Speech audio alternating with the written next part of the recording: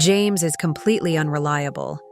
Next week, we'll let him handle the Morrison account alone and watch him crash and burn. The client will finally see what we've been covering up for years. The voice coming through my phone speaker was unmistakable. Robert Prescott, my boss of 13 years at Vanguard Financial Solutions.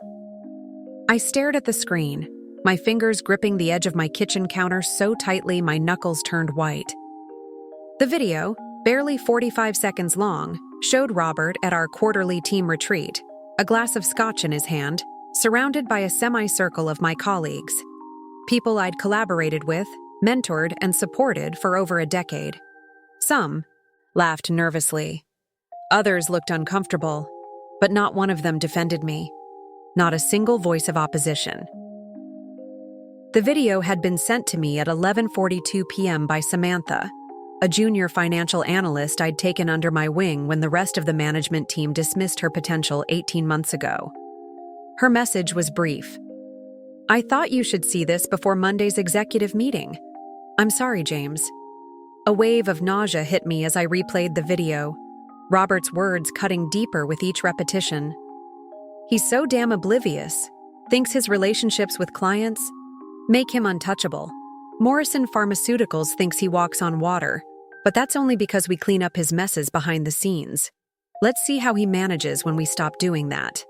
I had dedicated 13 years of my life to Vanguard, countless nights working. Until dawn. Missed family gatherings, my divorce 2 years ago largely due to my unwavering commitment to the company. I'd generated over $14 million in revenue from the Morrison account alone, our biggest client, a relationship I'd cultivated. From a modest regional contract to a national partnership worth millions, and Robert had the audacity to call me unreliable. To plan my professional execution in front of our team while they watched like spectators at a gladiatorial match.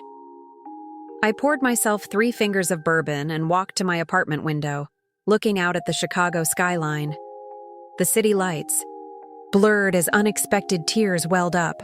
Not tears of sadness, tears of pure, unfiltered rage. A betrayal so profound it felt like physical pain.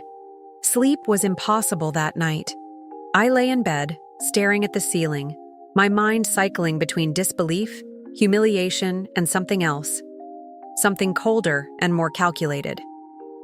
By 4:30 a.m., as the first hint of dawn crept through my blinds, that feeling had crystallized into something tangible, determination. If Robert thought I was unreliable, if he truly believed I would blindly walk into whatever trap he was setting with the Morrison account, he was about to learn exactly how wrong he was. I showered and dressed with methodical precision, selecting my best charcoal suit, the one I reserved for closing major deals. At exactly 7:30 a.m., I walked into Vanguard's downtown offices, my expression perfectly composed, betraying nothing of what I now knew. The office hummed with its typical Monday energy, phones ringing, keyboards clicking, the scent of freshly brewed coffee mingling with expensive cologne and perfume. Robert's corner office door was open, and I could see him lounging in his Italian leather chair, laughing with Catherine, our chief marketing officer. I paused in the doorway, adjusting my expression into one of pleasant professionalism. "Good morning, Robert," I said, my voice steady and warm, as if I hadn't spent the night unraveling from his betrayal. He glanced up, a flash of something, guilt, anticipation, crossing his features before settling back into his usual smug confidence. "James, good weekend?" I nodded, smiling easily. "Very productive, actually. I'm feeling particularly energized about the Morrison presentation next week." Robert's smile tightened almost imperceptibly. "Glad to hear it. Big week ahead for you." "For all of us," I corrected smoothly. "Morrison represents a significant opportunity for the firm." "Indeed it does," Catherine chimed in, seemingly oblivious to the undercurrent between Robert and me. I nodded politely and turned to head to my office. Behind me, I heard Robert mutter something to Catherine, followed by her hushed laughter. Let them laugh. Let them think they had the upper hand. What Robert failed to understand, what he had always failed to understand, was that I hadn't risen to senior portfolio manager by being naive. I hadn't secured and maintained our relationship with Morrison Pharmaceuticals by being unreliable. I had succeeded because I was always 3 steps ahead, always prepared for contingencies, always watching the angles others missed. As I settled at my desk and logged into my computer, I felt a strange sense of calm wash over me. For the first time in 13 years, I saw Vanguard, Robert, and my position with perfect clarity. They had never valued me. They had only valued what I could produce for them. They had taken my dedication for granted, mistaking loyalty for weakness. Well, now the game had changed. Robert wanted to see how I'd handle Morrison on my own? He wanted to set me up to fail? I smiled to myself as I opened my email and began to craft the first of many messages that would set my plan in motion. Robert was right about one thing. He was about to see exactly how I handled the Morrison account alone. But the outcome would be nothing like what he was expecting, because starting right now, I wasn't playing by Vanguard's rules anymore. I was playing by my own. For the next few days, I moved through the office like nothing had changed. I attended meetings, contributed to discussions, and maintained my usual professional demeanor. But inside, something fundamental had shifted. I observed Robert and the rest of the management team with new eyes, noticing details I had previously overlooked. The way Robert claimed credit for successful client strategies I had developed. How Catherine subtly undermined junior team members who showed too much promise. The political alliances that determined promotions rather than actual performance metrics. It had all been there, right in front of me, but I had been too busy working, too loyal to the company, to see the reality. Wednesday morning, 3 days after receiving the video, I was called into Robert's office. He sat behind his massive mahogany desk, a prop designed to intimidate rather than facilitate actual work. Behind him, floor-to-ceiling windows showcased the Chicago skyline, another power play. "James, take a seat," he gestured to one of the leather chairs across from him. I wanted to discuss the Morrison presentation. I settled into the chair, expression neutral. "What about it?" Robert leaned forward, steepling his fingers. "I've been thinking about our approach. Morrison is expecting an expansion proposal, but I wonder if we've been too conservative in our projections." I knew exactly what he was doing. Morrison Pharmaceuticals was risk-averse by nature. It was part of why they had stayed with Vanguard for so long. They valued stability over aggressive growth. Robert knew this. He had sat in on enough meetings over the years to understand their corporate culture. "You think we should push for more aggressive investment allocations?" I asked, keeping my tone curious rather than defensive. "Exactly." Robert nodded, looking pleased that I had taken the bait. "They've been with us for 7 years now?" 8, I corrected automatically. 8 years, he continued smoothly. "And in that time, the market has evolved. I think Morrison is ready to evolve with it. I want you to revise the proposal. Push harder on the emerging biotech sector. Maybe 30% allocation instead of the 15% we discussed." I knew what this meant. Morrison's CFO, Elena Watkins, had explicitly stated in our last quarterly review that they were looking to maintain their current risk profile. Doubling their exposure to emerging biotech would immediately set off alarm bells. Robert wasn't suggesting a strategy enhancement. He was setting me up to alienate our biggest client. "Interesting perspective," I said carefully. "I'll review the numbers." "Don't just review them, James. Implement the changes. Morrison trusts you, but they need to be pushed sometimes. This is how we grow their portfolio and our relationship." I nodded, as if considering his wisdom. "Anything else you suggest?" "Modifying in the proposal?" Robert seemed encouraged by my apparent cooperation. "Yes, actually. I think we should also propose restructuring their pension fund management. Suggest moving about 40% into our new high-yield alternative investment vehicle. I nearly laughed out loud. Morrison's pension fund was the crown jewel of their employee benefits package. Elena was notoriously protective of it, refusing even modest changes to its conservative management approach. What Robert was suggesting wasn't just aggressive, it was financial suicide for our relationship with them. "I'll work on incorporating these changes," I said, my voice betraying none of my inner thoughts. "Would you like to review the revised proposal before the presentation?" Robert waved dismissively. "No need. I trust your judgment. After all, Morrison is your baby." The slight emphasis on "your" wasn't subtle. He was making sure the failure would be mine alone. I stood to leave, but Robert wasn't finished. "One more thing, James. I think it's time you handled the presentation solo.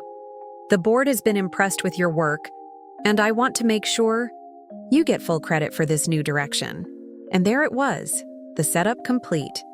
Robert wanted me to present a strategy that would alienate our biggest client, without his visible fingerprints anywhere on it. When Morrison inevitably pushed back, or worse, took their business elsewhere, the blame would fall squarely on me. "Absolutely," I replied with a confidence that momentarily seemed to unsettle him. "I appreciate the opportunity to showcase our new vision for the relationship." As I walked back to my office, I felt strangely calm. Robert had shown his hand, exactly as I had anticipated. He thought he was orchestrating my professional demise, but what he didn't realize was that he had just handed me the perfect opportunity. That afternoon, I sent an email to Elena Watkins requesting a brief private call to align on expectations before the formal presentation. Her response came within minutes. "Available tomorrow, 8 a.m. Use my direct line." Later, as I was leaving the office, I spotted Robert and Catherine huddled in the conference room, speaking in hushed tones. When they noticed me walking past, they quickly shifted their conversation. Robert calling out with forced casualness, "Working late again, James?" I smiled pleasantly. "Just wrapping up some details for Morrison. You know how I am, always double-checking everything." "That's why they love you," Catherine replied with a smile that didn't reach her eyes. "Let's hope they still do after next week," Robert added, the implied threat hanging in the air between us. I nodded as if I hadn't caught his meaning. "I'm confident they will.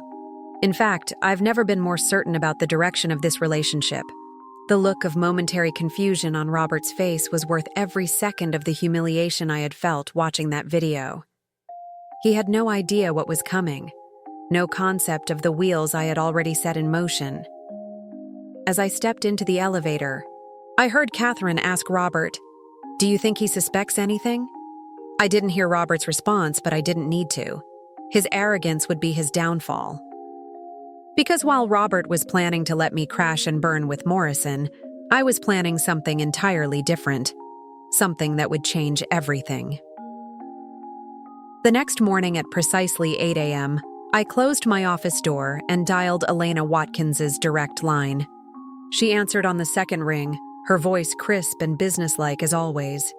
"James, good morning. This is unexpected. Our quarterly review isn't scheduled until next week." "Good morning, Elena. I appreciate you making time for this call. I wanted to touch base about some developments before our formal presentation." Elena had been Morrison Pharmaceuticals' CFO for nearly a decade. She was brilliant, methodical, and fiercely protective of her company's financial stability. We had developed a relationship built on mutual respect and transparency over the years, something Robert had never managed to achieve with her. "I'm listening," she said, a hint of caution in her voice. "There's been some internal discussion at Vanguard about shifting Morrison's investment strategy. I wanted to get your thoughts before anything formal is presented." I kept my tone neutral, professional. "What kind of shift?" The wariness was now evident. A significant increase in emerging biotech exposure and restructuring about 40% of the pension fund into alternative investments. The silence on the other end of the line spoke volumes. Finally, Elena responded, her voice measured but with an undercurrent of alarm. That would represent a fundamental deviation from our established risk profile, James. You know our board's stance on speculative investments, particularly regarding the pension fund. I do know that, I confirmed. And I wanted to make sure we're aligned before any formal proposals are made. May I ask where this is coming from? This doesn't sound like your typical approach. This was the critical moment, the fork in the road that would determine everything that followed. I took a deep breath. It's being directed from the top. Robert believes Morrison needs to be, how did he put it, pushed to evolve. Another long pause. I see. Elena's tone had cooled considerably. And what's your professional assessment? James? My assessment is that Morrison has maintained consistent growth precisely because we've respected your risk tolerance. The proposed changes would introduce volatility that, in my professional opinion, doesn't align with Morrison's long-term objectives. Then why would Vanguard suggest it? I chose my next words carefully. Sometimes firms prioritize short-term gains over long-term client relationships. Or perhaps they're testing to see if they can extract more profit from established clients. Elena suggested, her acumen showing through. That's a possibility, I acknowledged. Elena sighed. Well, I appreciate the heads up, James. This is precisely why Morrison has stayed with Vanguard. Your transparency has always been refreshing. Of course. I value our professional relationship, Elena, which is why I have a suggestion if you're open to it. Go on. Let the presentation proceed as planned next week. Hear the proposal in its entirety. Ask questions. But perhaps hold off on any immediate decisions. You want me to play along? Elena stated rather than asked. I believe it would be valuable for all parties to have a complete picture of what's being proposed and why. Another pause, this one contemplative rather than alarmed. All right, James, we'll hear the proposal. But I want you to know that Morrison has no intention of radically altering our investment approach, regardless of how it's packaged. I understand completely, I replied, relief washing over me. Thank you, Elena. After ending the call, I sat back in my chair, processing what had just transpired. I hadn't said anything explicitly damaging about Robert or Vanguard. I hadn't breached any ethical boundaries. I had simply ensured that Elena was prepared for what was coming, and in doing so, protected both Morrison's interests and my professional integrity. For the remainder of the week, I played my role perfectly. I revised the Morrison presentation, according to Robert's directives, incorporating the aggressive reallocation strategies he had demanded.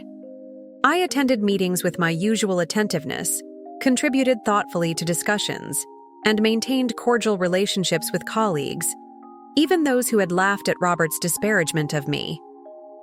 If anyone had been watching closely, they might have noticed subtle changes.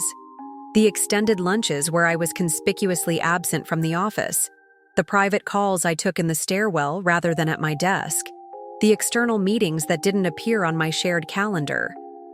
But no one was watching closely. They were all too busy anticipating my impending professional demise. Friday afternoon, Robert stopped by my office, leaning against the doorframe with casual confidence.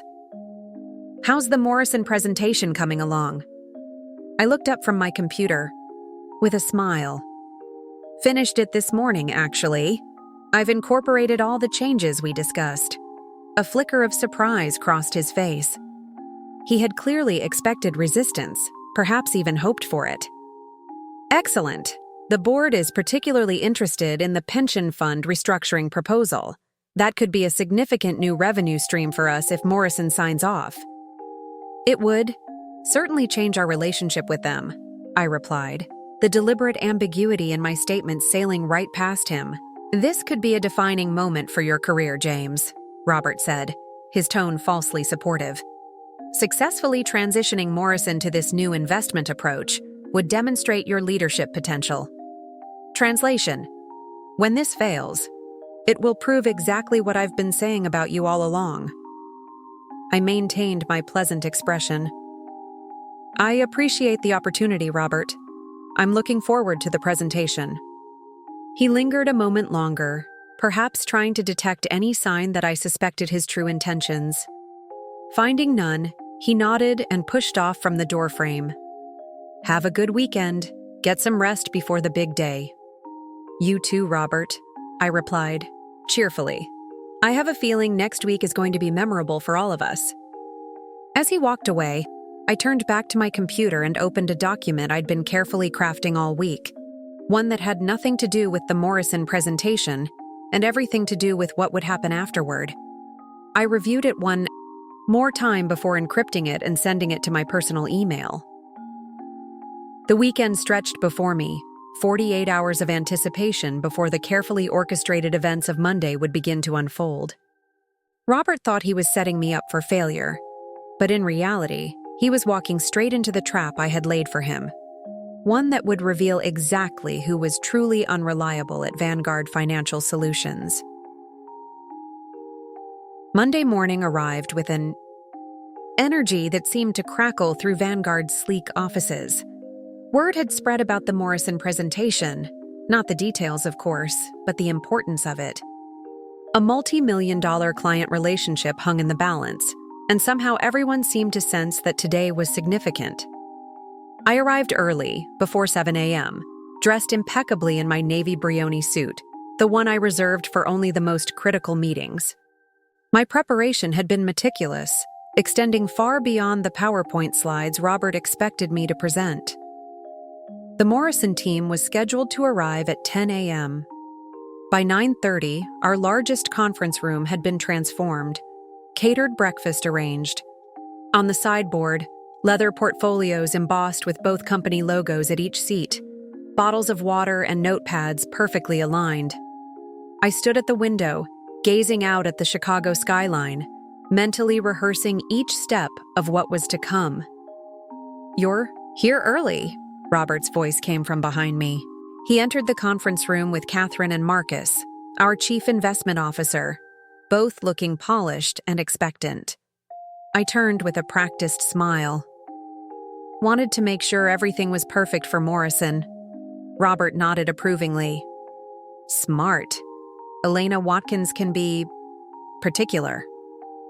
Indeed she can, I agreed, knowing far better than Robert just how particular Elena could be. Will you be joining for the entire presentation? Robert exchanged a glance with Catherine. We'll be here for the introductions, of course. But as we discussed, this is your show to run. We don't want to overshadow your expertise. The slight pause before expertise was deliberate, a subtle jab that I pretended not to notice. I appreciate that, Robert. Though I'm sure Morrison would value hearing directly from the CEO on some of these proposed changes. A flicker of unease crossed his face. They'll have plenty of time to discuss with me after they've seen the full proposal. Today is about presenting the vision.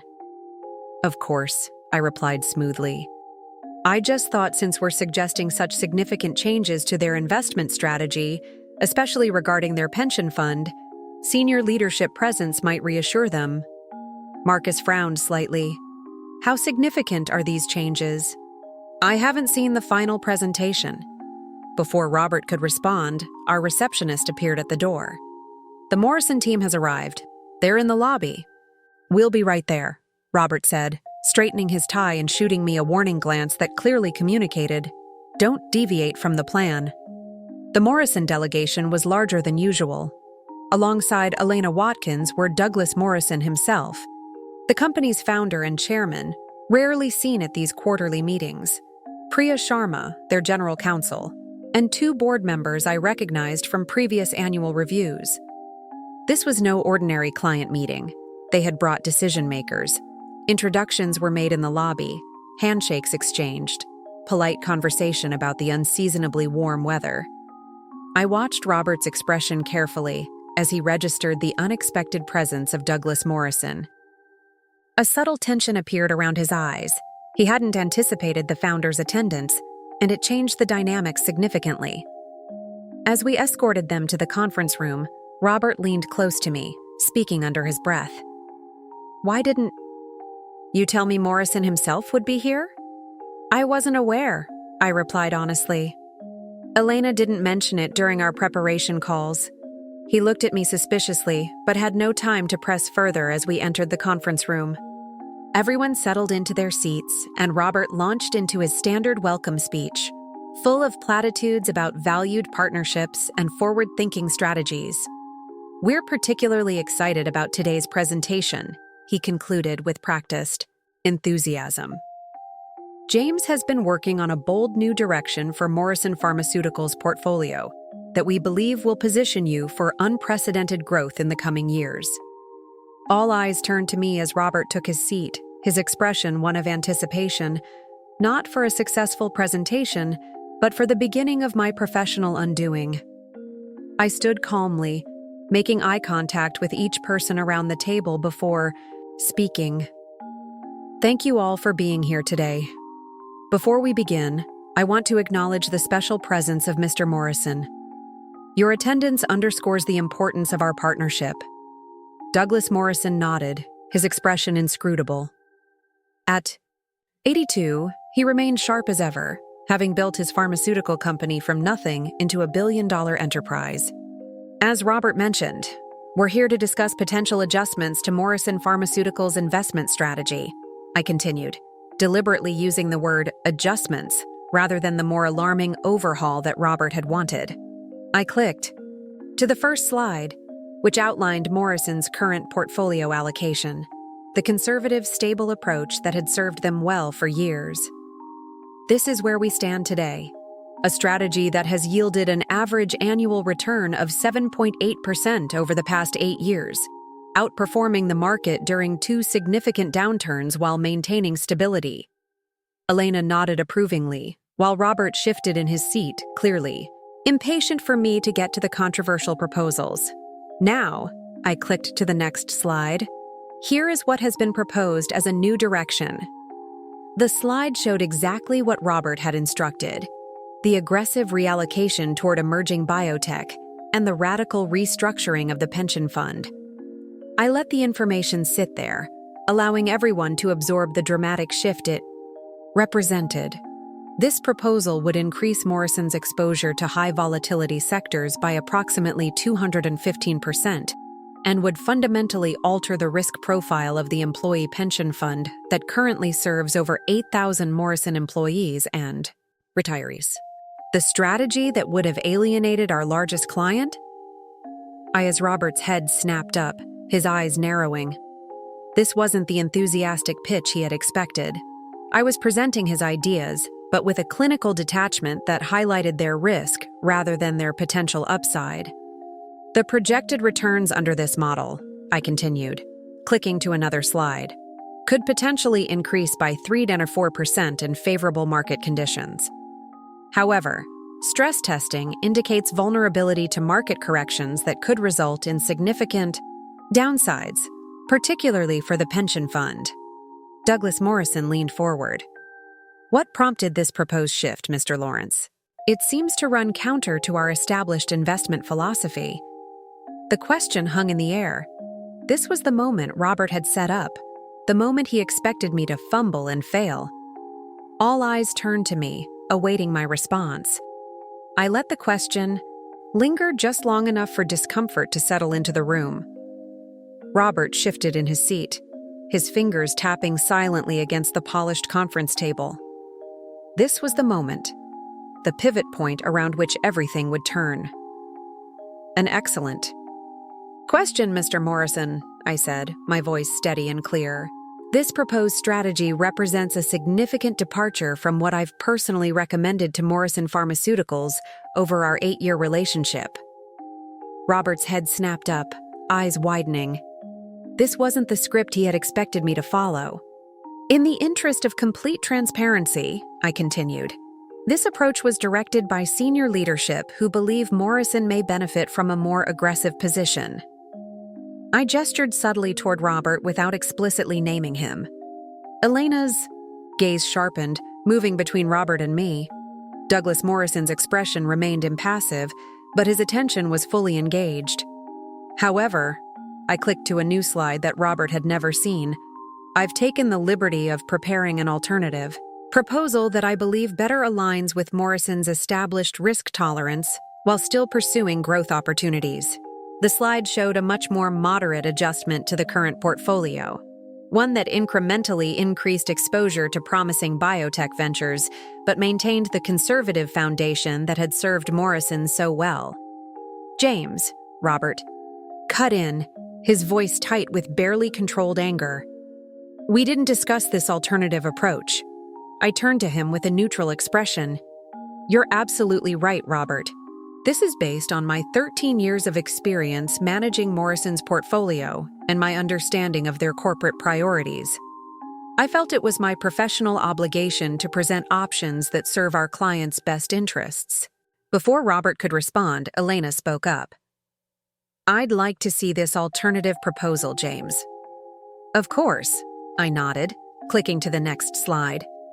"This approach maintains the pension fund's current structure, which has consistently outperformed industry averages while providing security for Morrison employees.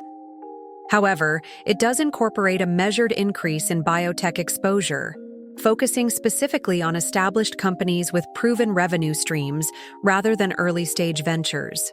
Douglas Morrison nodded approvingly. "This appears more aligned with our philosophy." Robert's face had turned an alarming shade of red. "If I could interject," he said, forcing a smile that looked more like a grimace. "The more aggressive approach offers significantly higher potential returns. Perhaps we should discuss both options in detail." "By all means," I agreed cordially. "In fact, I've prepared a comprehensive risk assessment for both strategies." I distributed folders that I had prepared over the weekend, documents that outlined in meticulous detail the potential outcomes of both approaches, complete with historical analogs and stress tests. As the Morrison team began reviewing the materials, Robert stood abruptly. "James, could I speak with you outside for a moment?" "Certainly," I replied, turning to our clients. "Please review these materials. I'll be right back to address any questions." In the hallway, Robert's composure evaporated. "What the hell do you think you're doing?" he hissed, keeping his voice low but unable to hide his fury. I maintained perfect calm.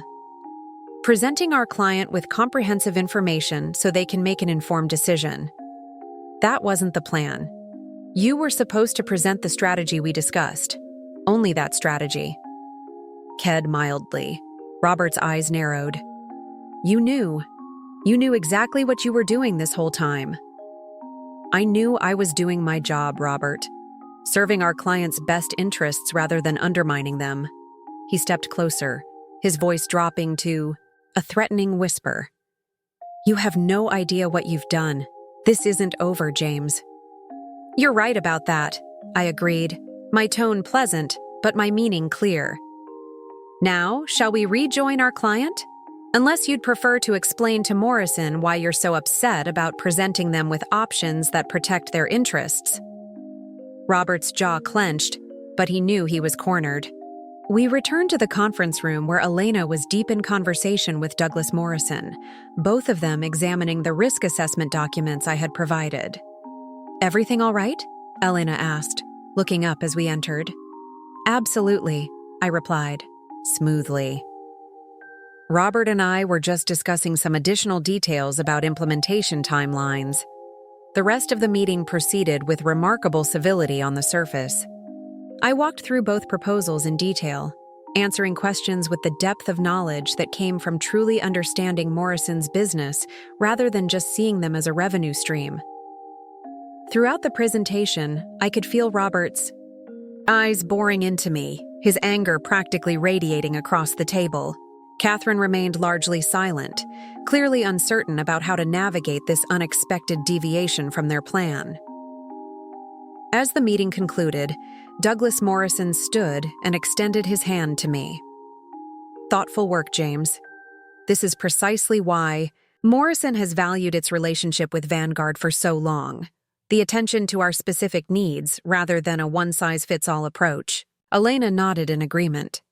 "We'll need to review both proposals with our full board, of course, but I must say, Your alternative approach seems much more aligned with our priorities.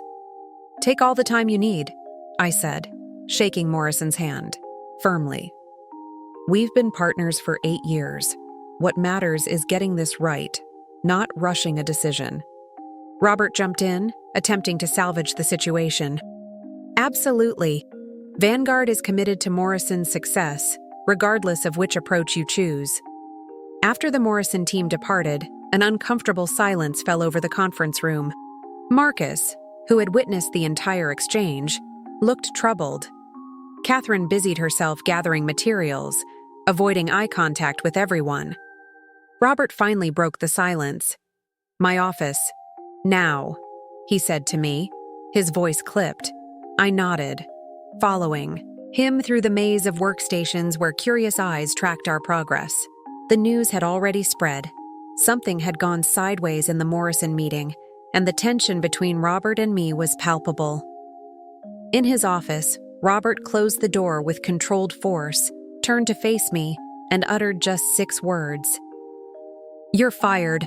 Clean out your desk. I had expected this. In fact, I had counted on it.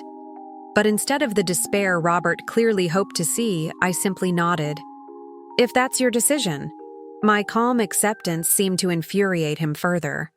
You deliberately undermined me in front of our biggest client. You presented materials that weren't approved. You contradicted direct instructions.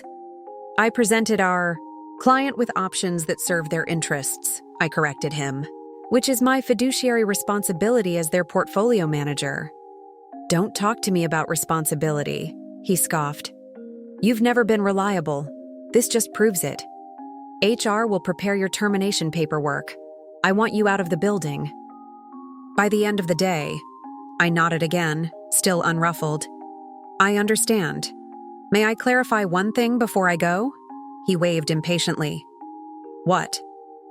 When you say I've never been reliable, is that similar to when you called me completely unreliable at the team retreat last week?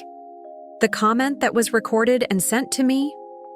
Robert froze, the color draining from his face. What are you talking about? I think you know exactly what I'm talking about, Robert. I turned to leave, then paused at the door. Oh, and just so you know, I have no intention of leaving quietly. The silence in Robert's office was deafening after my parting statement. I didn't wait for his response. I simply walked out, closing the door behind me with a soft click that somehow felt more impactful than a slam. As I returned to my office, I could feel the eyes of my colleagues following me.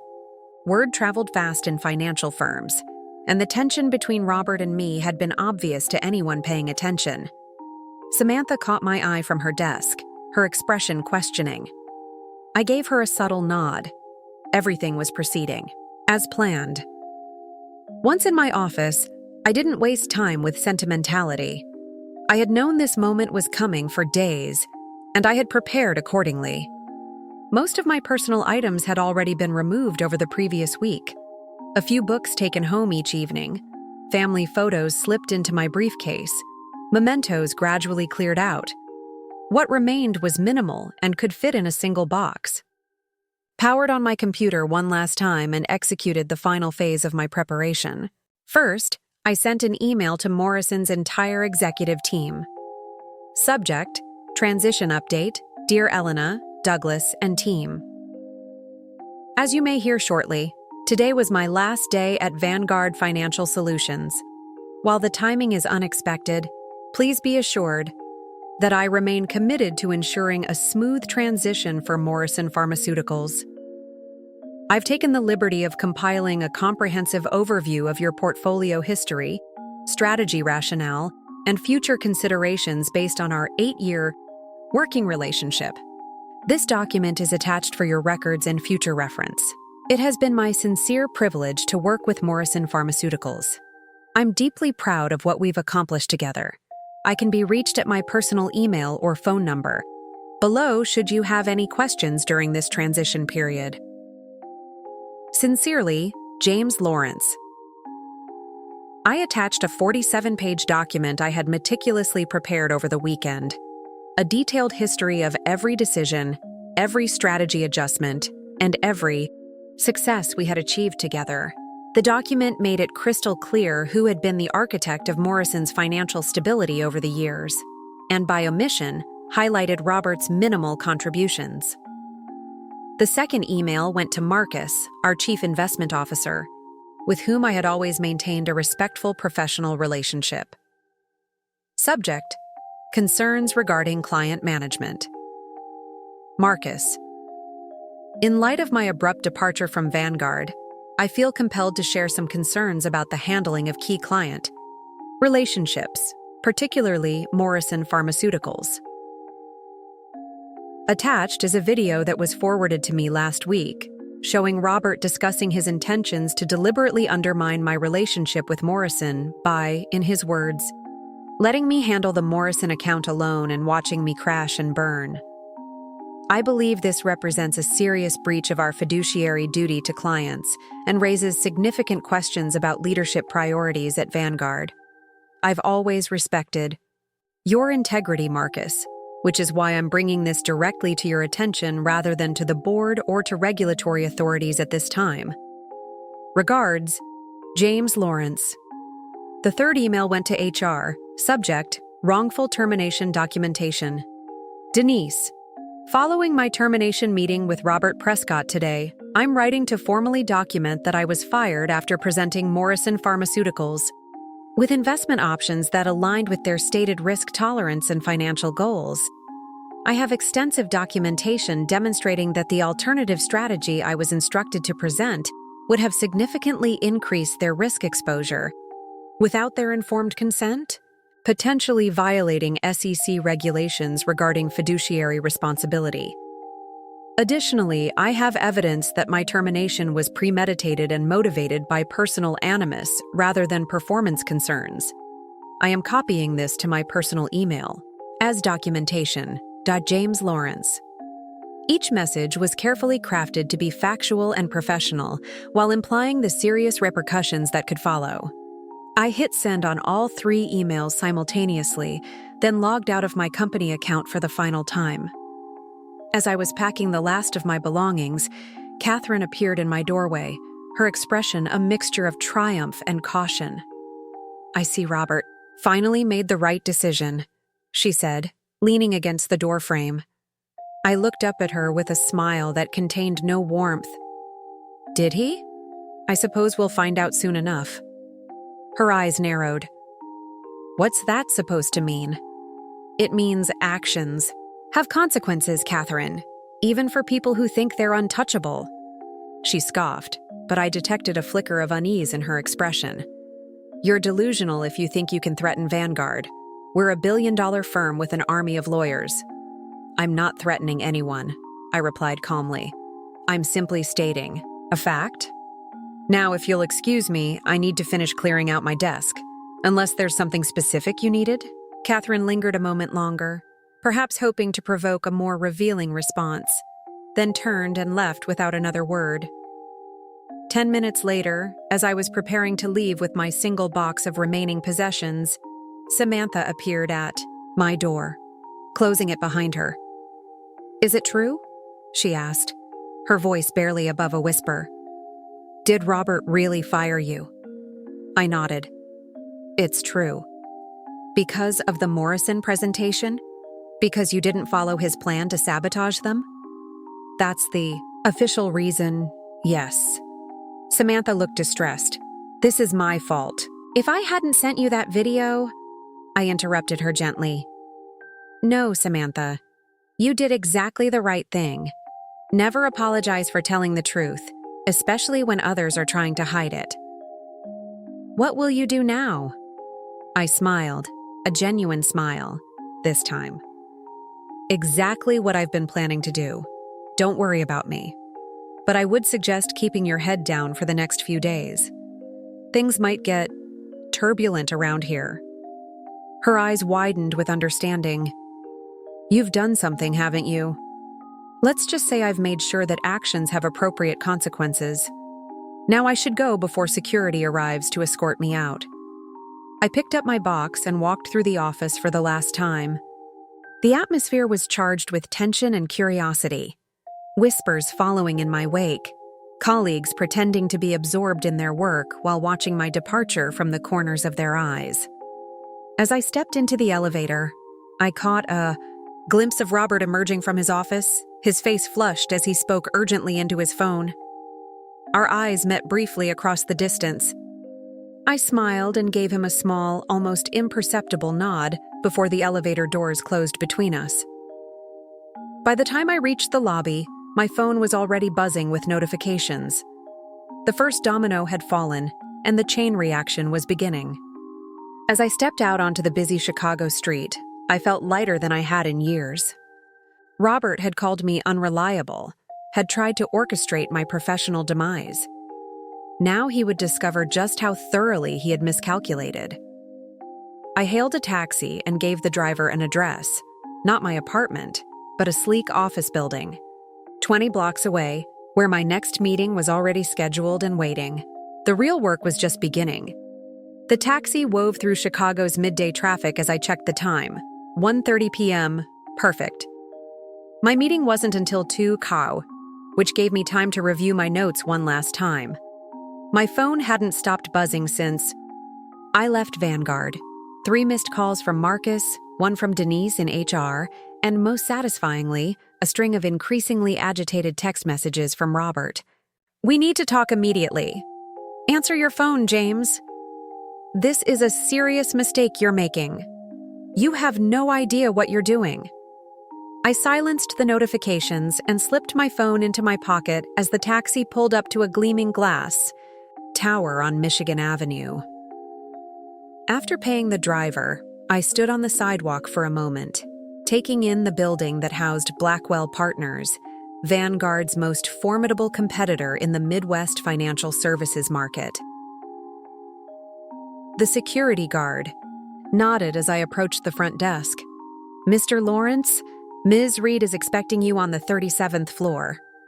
The elevator ride gave me a moment of quiet reflection. Just 1 week ago, I had been the loyal, dedicated senior portfolio manager at Vanguard, believing that my hard work and results would always speak for themselves.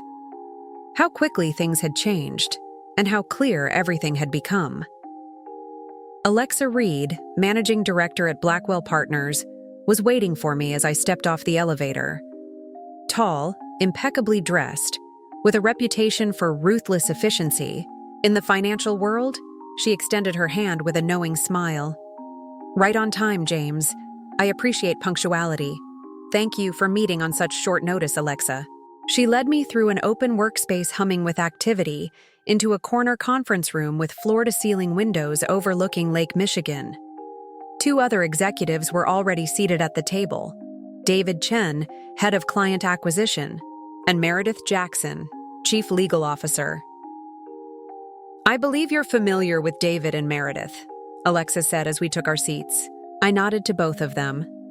David and I had crossed paths at industry events over the years, while Meredith and I had once served on the same regulatory compliance panel at a financial services conference. "I must say," David began, "your call yesterday was unexpected but intriguing. You've been the face of Vanguard's client retention strategy for years." "Things change," I replied simply. "Sometimes rapidly." Alexa studied me with shrewd eyes. "You mentioned on the phone that you were bringing more than just your expertise to the table. Care to elaborate now that we're all here?" I opened my briefcase and removed 3 folders, sliding them across the table. The first contains detailed profiles of Vanguard's top 7 clients, including risk tolerance assessments, portfolio specifications, and key decision-maker profiles, all compiled by me over the years. David opened the folder, his eyebrows rising as he scanned the contents. "The second," I continued, "outlines the deficiencies in Vanguard's current client management approach under Robert Prescott's leadership, vulnerabilities that could be leveraged by a competitor with the right strategy." Meredith picked up this folder, flipping through it with professional interest.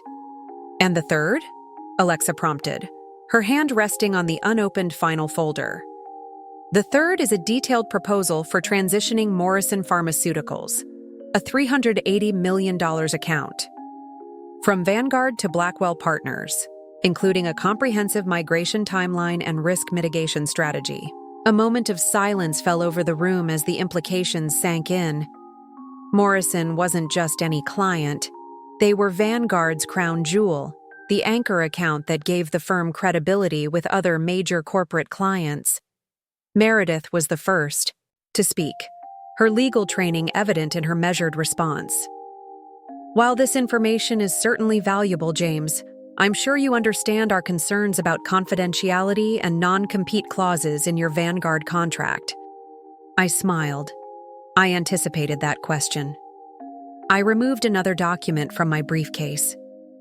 This is my termination letter from Vanguard, delivered via email 30 minutes ago.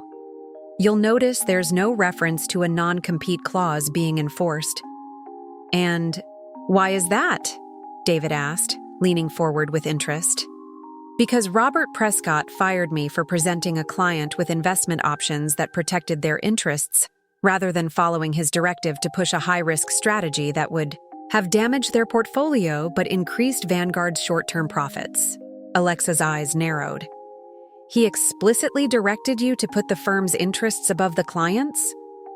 Not in those exact words, but yes. And I have documentation, including a recorded conversation where he refers to me as completely unreliable and states his intention to make me crash and burn with Morrison, our largest client. Meredith, ever the cautious legal mind, frowned. That's troubling from a regulatory standpoint. The SEC takes a dim view of firms that prioritize profit over fiduciary duty. Precisely, I agreed. Which is why I believe my termination gives us a unique opportunity. Morrison already has concerns about the direction Vanguard is taking. This morning's presentation made those concerns concrete. If Blackwell were to approach them now, with me as the point person, someone they already trust, and offer them a smooth transition and a strategy that genuinely serves their interests. I let the implication hang in the air. David was already nodding, the client acquisition specialist in him recognizing the rare opportunity before them. Alexa tapped her fingers thoughtfully on the table. Morrison alone would be a significant acquisition. But you mentioned 7 clients in this first folder, all of whom have worked directly with me for years, I confirmed, all of whom trust my judgment more than they trust Vanguard as an institution. The 3 Blackwell executives exchanged glances, a silent communication passing between them. Finally, Alexa turned back to me. What exactly are you proposing, James? A senior position at Blackwell, with autonomy to manage the transition of these key accounts. A compensation package that recognizes the value I'm bringing, both in expertise and client relationships, and a public announcement of my appointment that sends a very clear message to Vanguard and the broader market. Ambitious, David remarked with a small smile. But potentially transformative for Blackwell's market position, Alexa countered. She studied me intently. This isn't just about a career move for you, is it, James? There's something more personal at stake. I met her gaze steadily. Robert. Prescott called me unreliable in front of my colleagues. He planned my professional execution while they laughed along. After 13 years of dedication, that was my reward. So yes, Alexa, there's something personal at stake. I want Robert, and everyone at Vanguard, to understand exactly what they've lost. And I want them to recognize that loss every quarter when they see Morrison's assets on Blackwell's balance sheet instead of theirs. A slow smile spread across Alexa's face. Well, at least you're honest about your motivations. I respect that. She glanced at her colleagues. David, how quickly could we prepare an offer package? By end of day, he replied promptly. Meredith, any legal red flags I'm missing? The legal officer shook her head. As long as we're careful about client solicitation timing and methods, we should be clean. The lack of an enforced non-compete works in our favor. Alexa turned back. To me? We'll need to move quickly. Once Vanguard realizes what's happening, they'll try to lock down those client relationships. They already realize something's happening, I said, checking my phone, which had continued to buzz throughout our meeting. Marcus, their CIO, has called 5 times in the last hour. Robert seems to be in full panic mode based on his messages. Good, Alexa said with a predatory smile. That means they'll make mistakes. When people panic, they act rashly. She stood, signaling the end of our meeting. David will work with you on the offer details this afternoon. If we can come to terms, I'd like to announce your appointment. First thing tomorrow morning. I stood and shook her hand. I look forward to it. As I followed David out of the conference room, my phone buzzed again, this time with a text from Elena Watkins at Morrison. Just had a concerning call with Robert. He seemed unusually desperate to schedule an immediate follow-up meeting. Something you'd care to share about what's happening at Vanguard? I smiled to myself as I typed a reply. I'm no longer with Vanguard as of today. Perhaps we could meet for coffee tomorrow? I have some developments you might find interesting. Her response came almost immediately. Name the time and place. To you. The time I left Blackwell's offices at 5:30 p.m., everything was in motion. The employment offer was being finalized, the announcement was being drafted, and my first meeting as a Blackwell senior partner was scheduled with Morrison for 9 a.m. the following day. As I hailed another taxi, I noticed a new email notification on my phone from Samantha at Vanguard. The subject line read simply, "Complete chaos." I opened it as the taxi pulled away from the curb. James, you wouldn't believe what's happening here. Robert called an emergency meeting with all senior staff. He's beside himself, literally shouting about loyalty and betrayal. Marcus looked like he was about to explode. Rumor is that Morrison has canceled all future meetings with Vanguard pending a relationship review. Whatever you did, it's working. Be careful, though. Robert is out for blood. Sam. I leaned back in the seat, watching the Chicago skyline slide past the window as evening approached. The first real consequences of my counter-move were unfolding at Vanguard, and this was just the beginning. By this time tomorrow, the entire financial services industry in Chicago would be buzzing with the news, and Robert would be facing questions he couldn't answer, not just from clients, but from Vanguard's board. He had called me unreliable. He had tried to orchestrate my failure. Now he was learning what happened when you underestimated the very person who had been quietly holding everything together all along. The next morning dawned crisp and clear, a perfect Chicago autumn day. I dressed with particular care in my finest suit, charcoal gray Tom Ford, crisp white shirt, and a deep blue Hermes tie that Elena Watkins had once complimented during a client dinner. Today was about sending messages, and every detail mattered. My appointment at Blackwell Partners was scheduled for 8:15 a.m. to finalize paperwork before my 9 a.m. meeting with Morrison. As I rode the elevator to Blackwell's 37th floor, I scrolled through the morning's financial news on my phone. Nothing yet about my departure from Vanguard or my new position, but that would change within hours. David Chen was waiting for me, coffee already poured and contracts laid out on the conference room table. Sleep well? He asked with a knowing smile. Better than I have in years, I replied honestly. The paperwork was straightforward. Alexa Reed had authorized an exceptional package. Senior partner status, a substantial base salary with performance, incentives tied to client acquisition, and most importantly, significant autonomy in client management. I signed where indicated, officially ending my association with Vanguard and beginning a new chapter at Blackwell.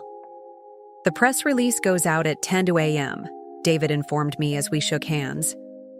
Alexa thought it would be strategic to wait until after your Morrison meeting, give you time to make your pitch before Robert starts trying to do damage control. Smart, I nodded. And the announcement will mention Morrison specifically? Not by name, that would be too aggressive even for us. But it will note that you're bringing significant client relationships with you. The industry will understand. The implication. At precisely 9 a.m., Elena Watkins arrived at Blackwell's reception area, accompanied by Douglas Morrison himself and Priya Sharma, their general counsel. Their presence, particularly Douglas Morrison's, confirmed what I had suspected. They weren't just here for a casual coffee meeting.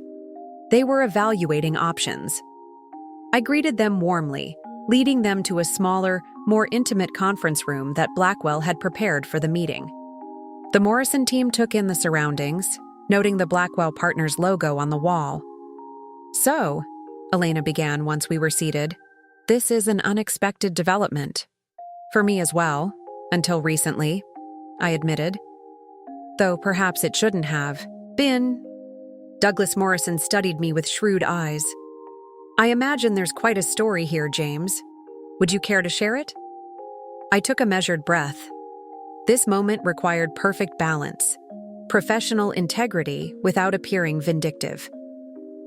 Shortly after our last quarterly review, I became aware that Vanguard's leadership, specifically Robert Prescott, had developed concerns about my approach to client management.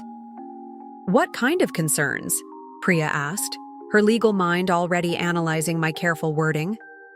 Robert felt I was being too conservative with Morrison's portfolio, too focused on stability rather than maximizing returns, and by extension, Vanguard's management fees. Elena's eyes narrowed. "And yesterday's presentation? The two radically different strategies? Was my attempt to fulfill my fiduciary duty to Morrison while also following Robert's directives? He had specifically instructed me to push the aggressive reallocation strategy. Without disclosing that it came from him rather than you," Douglas Morrison stated flatly. "It wasn't a question." I nodded. "Correct. And your termination?"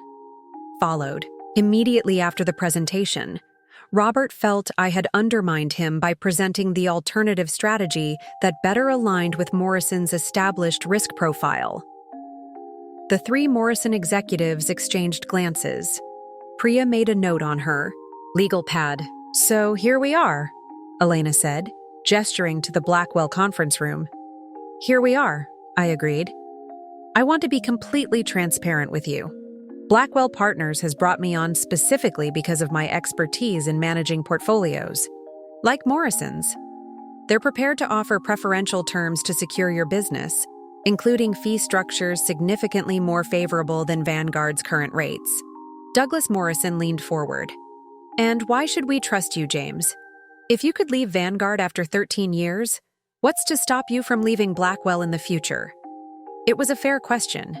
Exactly the question I would have asked in his position. "I didn't leave Vanguard, Mr. Morrison. I was fired for refusing to sacrifice my clients' interests for short-term profit. But more importantly, I've structured my agreement with Blackwell to ensure client continuity.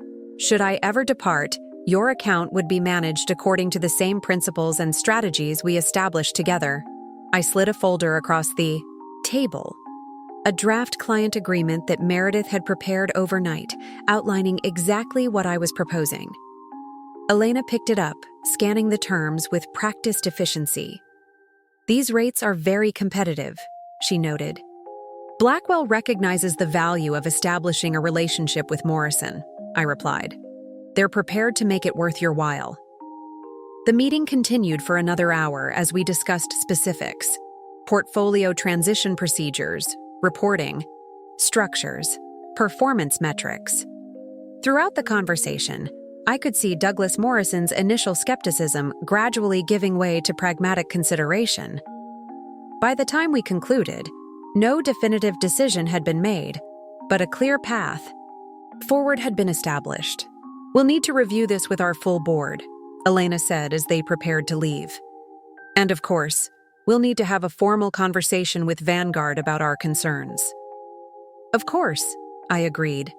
"Take whatever time you need to make the right decision for Morrison." As I escorted them back to the reception area, Douglas Morrison paused. "One last question, James. Did Robert know how important the Morrison account was to Vanguard's stability?" I met his gaze directly. "Morrison, represents approximately 28% of Vanguard's managed assets and 32% of their annual fee revenue. Robert knew exactly how important you were. The older man nodded thoughtfully before extending his hand. Thank you for your candor. We'll be in touch soon. As the Morrison team departed, I checked my watch. 10:15 a.m. The press release announcing. My appointment at Blackwell would have gone out 15 minutes ago. By now, it would be hitting the inboxes of financial journalists across the country, and more importantly, appearing on Robert Prescott's phone. I returned to the conference room where David was waiting, eyebrows raised in question. They didn't commit, I told him, but they didn't say no either. They're going to review the proposal with their board and have a very uncomfortable conversation with Vanguard, David added with a smile. That too. My phone buzzed with an incoming call, a Chicago number I didn't recognize. I excused myself and stepped into the hallway to answer. James Lawrence speaking. Mr. Lawrence, this is Thomas Fitzgerald, chairman of the board at Vanguard Financial Solutions. The voice was grave, authoritative, a voice accustomed to being heard and heeded. I hadn't expected this call so soon. The board chairman himself, reaching out directly rather than going through channels. Robert must be in even deeper trouble than I had anticipated. Mr. Fitzgerald, I acknowledged. This is a surprise. I imagine it is. I'm calling to request an urgent meeting with you today. In person, if possible. Regarding. A brief pause. Regarding the circumstances of your departure from Vanguard, certain allegations that have been raised, and the status of the Morrison Pharmaceuticals account. I understand you met with them this morning at Blackwell Partners. News traveled fast in financial circles, faster than even I had expected. You seem well informed, Mr. Fitzgerald. It's my job to be. Can you make time today? Say, 1 p.m. at the Chicago Club? Private dining room. The Chicago Club. Neutral. Territory. Discreet. Where the city's power brokers conducted their most sensitive business. This wasn't just a damage control meeting. This was serious concern at the highest level of Vanguard. I can make that work, I agreed. Thank you. And, Mr. Lawrence, I'd appreciate your discretion regarding this meeting. Of course. As I ended the call, David emerged from the conference room, his expression one of barely contained excitement. Was that who I think it was? If you think it was Thomas Fitzgerald requesting an urgent meeting, then yes. David let out a low whistle. The board's getting involved already? Robert must be in full meltdown mode. Appears that way, I agreed, checking my watch again. I should head back to my hotel to prepare for this meeting, and I need to brief Alexa about the Morrison conversation. She's already asking for updates. I'll walk you out. As we rode the elevator down to the lobby, David's phone chimed with a notification. He glanced at it, then showed me the screen, a financial news alert. Breaking. Vanguard Financial Solutions shares down 4.2% following senior partner departure to rival Blackwell. The first public ripples were already spreading. By the time I met with Fitzgerald at 1 p.m., the situation at Vanguard would be approaching crisis levels. Outside Blackwell's building, I hailed a taxi and gave the driver the address of my hotel. As we pulled away from the curb, my phone lit up with a text message from Samantha. Robert just got called to an emergency board meeting. He looks terrified. What's happening? I didn't reply immediately. Instead, I gazed out the window at the Chicago skyline, at the buildings housing the financial institutions that had defined my professional life for the past 13 years. For the first time, I was seeing the landscape not as an insider at Vanguard, but as something else. Force reshaping that very landscape. Robert had called me unreliable. He had tried to set me up to fail with our most important client. Now, barely 24 hours after firing me, he was being summoned before his board to explain a crisis of his own making. The recognition must be dawning on him now, the full understanding of exactly what he had set in motion with his arrogance and betrayal. The Chicago Club exuded old-world power from the moment you stepped through its doors. Mahogany paneling, oil paintings of distinguished members past, and the hushed reverence of a place where consequential decisions were made daily. I arrived at 12:45 p.m., precisely 15 minutes early for my meeting with Thomas Fitzgerald. The maitre d' recognized me immediately. "Mr. Lawrence," he greeted me with a practiced nod. "Mr. Fitzgerald is already here. Private dining room 3 as requested." I followed him through the main dining area, where Chicago's elite conducted their business over immaculate white tablecloths. Several familiar faces from the financial world glanced up as I passed. News of my dramatic career change had clearly spread through the industry grapevine. A few expressions registered surprise, others knowing calculation, as they assessed what my presence here might mean. Thomas Fitzgerald rose as I entered the private dining room. A tall, imposing figure, with silver hair and the weathered confidence of someone who had navigated financial crises and corporate warfare for decades. At 72, he remained one of the most influential figures in Chicago finance, having guided Vanguard's board through market crashes, regulatory challenges, and leadership transitions for nearly 20 years. "James," he extended his hand. "Thank you for coming on such short notice." His grip was firm, his gaze direct and assessing. This wasn't a man who wasted time on pleasantries when significant matters were at stake. "Mr. Fitzgerald," I acknowledged, taking the seat across from him. "Thomas, please. I think we're beyond formalities at this point." A server appeared silently, pouring water and presenting menus before disappearing just as quietly. Fitzgerald waved the menu away. "I'm not particularly hungry," he said. "Unless you'd prefer to order first?" "I'm fine as well," I replied, recognizing that this meeting wasn't about lunch. Fitzgerald nodded, seeming satisfied to get straight to business. "I'll be direct, James. Vanguard is facing a potential crisis situation, and you're at the center of it." "I'm listening." "Morrison Pharmaceuticals contacted our office this morning. They've expressed serious concerns about their relationship with Vanguard and have requested all documentation related to their account management over the past year. Their general counsel specifically mentioned fiduciary concerns and discrepancies in recommended investment strategies." He paused, studying my reaction. I kept my expression neutral, though internally I was impressed by how quickly the Morrison team had moved. "Additionally," Fitzgerald continued, "our board received an anonymous email containing a video of Robert Prescott making certain unfortunate comments about you and about the planned handling of the Morrison account. So someone else had forwarded the video to the board. Interesting. Samantha, perhaps, or possibly another colleague who had been present at that retreat and grown uncomfortable with what was happening. I've spent the morning in closed-door meetings with Robert, our legal team, and key board members," Fitzgerald said, leaning forward slightly. "The picture that's emerging is troubling, to say the least." "I imagine it would be," I replied evenly. Fitzgerald's eyes narrowed slightly. "What exactly happened, James? I'd like to hear your version of events." I took a measured sip of water, organizing my thoughts. This conversation required precision, neither vindictive nor apologetic. Last week, I received a video showing Robert telling our colleagues that I was completely unreliable and that he planned to let me handle the Morrison account alone and crash and burn, his exact words. He stated explicitly that the client would finally see what we've been covering up for years. Fitzgerald's expression darkened. "Go on." Subsequently, Robert instructed me to present Morrison with an investment strategy that directly contradicted their stated risk tolerance, doubling their exposure to emerging biotech and restructuring their pension fund in ways that would have significantly increased volatility. "And you presented an alternative strategy instead?" I nodded.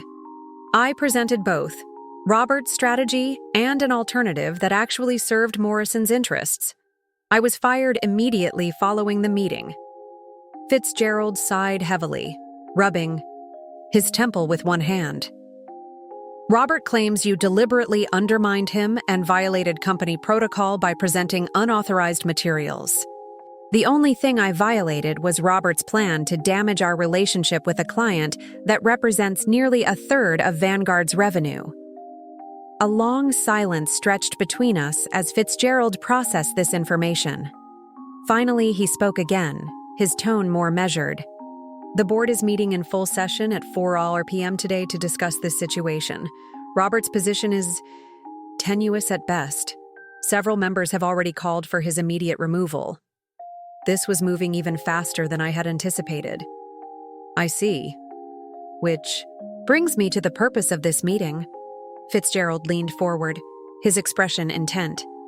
James, the board would like to offer you your position back at Vanguard. Senior partner.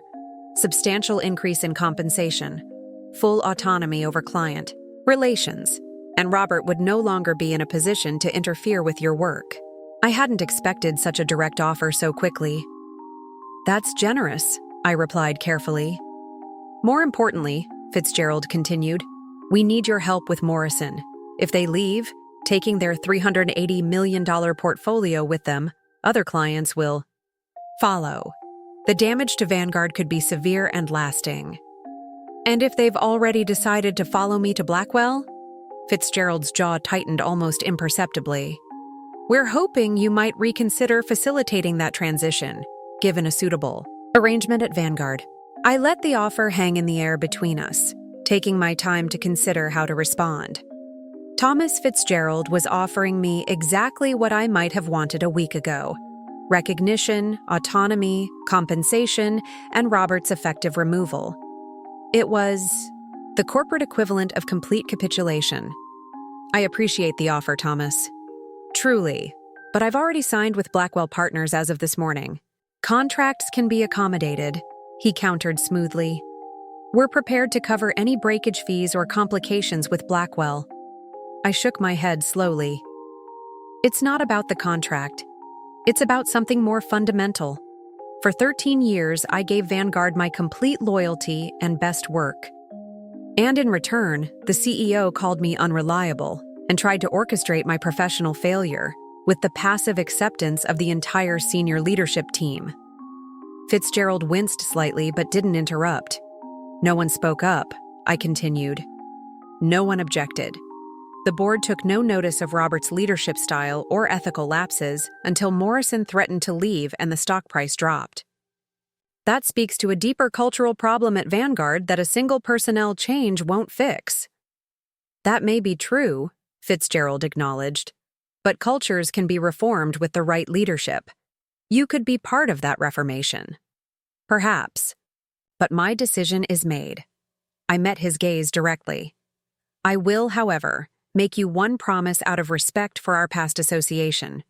I won't actively solicit any Vanguard clients beyond Morrison for a period of 90 days. That should give you time to stabilize your client relationships if you move quickly and decisively. Fitzgerald studied me for a long moment, the seasoned negotiator assessing whether this was my final position.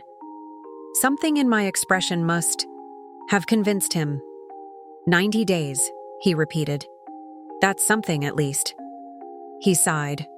Robert really miscalculated this situation. He did, I agreed. And that miscalculation will cost Vanguard significantly more than just my departure. As if on cue, Fitzgerald's phone buzzed. He glanced at it, his expression growing grimmer. Morrison's board has just called an emergency session for 5 p.m. today to review their relationship with Vanguard. Their CEO is requesting detailed documentation of all communications regarding their account over the past month. I said nothing. The machinery was in motion now, events unfolding with their own momentum. Fitzgerald put his phone away, looking suddenly tired. For what it's worth, James, I should have paid closer attention to Robert's management approach long before now. That failure of oversight is on me and the board. It was the closest thing to an apology I was likely to get, and I acknowledged it with a nod. You still have time to address the underlying issues, Thomas. For the sake of the people at Vanguard, who weren't involved in this, people like Samantha who had the integrity to show me that video, I hope you do. We both stood, The meeting clearly concluded. As we shook hands, Fitzgerald held my gaze for an extra moment. Robert called you unreliable. That was perhaps the most ironic misjudgment I've seen in 40 years of corporate leadership. Sometimes, people only recognize the value of reliability when it's suddenly absent, I replied. Outside the Chicago club, I paused on the steps, taking in the bustle of the financial district around me. My phone buzzed with a text from Alexa Reed. Morrison's general counsel just called. They want to meet again tomorrow morning. Things are moving quickly. Call me. I smiled to myself as I descended the steps. Robert's desperate attempt to salvage the situation had failed. Vanguard's board had recognized the crisis too late. And somewhere in Vanguard's executive offices, Robert Prescott was watching his carefully constructed world crumble around him, all because he had underestimated the very person who had been quietly holding it together all along. 2 weeks passed in a whirlwind of meetings, presentations, and strategic planning sessions. My transition to Blackwell Partners had triggered a seismic shift in Chicago's financial landscape, one that continued to send aftershocks through the industry daily. I had settled into my new corner office on Blackwell's 37th floor, the floor-to-ceiling, windows offering a panoramic view of the city I'd called home for my entire career. This particular morning, I arrived earlier than usual, 6:30 a.m., to prepare for what promised to be a momentous day. The Morrison Pharmaceuticals board had voted unanimously the previous evening to transfer their entire portfolio to Blackwell Partners, effective immediately.